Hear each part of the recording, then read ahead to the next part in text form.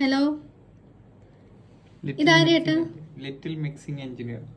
എന്റെ കുഞ്ഞിനെ നിങ്ങൾ മിക്സ് പഠിപ്പിക്കാൻ കൊണ്ടുപോയാ? ജൂനിയർ ആണ്. ജൂനിയർ ആണ്. ഫീസ് എങ്ങനെയാണ്? അസിസ്റ്റന്റ് ആണ്. ഫീസ് എങ്ങനെയാണ്? ഫീസ് ഇല്ല, ഫ്രീ ആണ്. മോനെ അമ്മയും കൂടെ പഠിപ്പിക്കോ? അച്ഛൻ പഠിപ്പിച്ചു തരുന്നുണ്ടോ നന്നായിട്ട്? എങ്ങനെയുണ്ട് ഇപ്പൊ? ഏത് സോങ് മിക്സ് ചെയ്യുന്ന?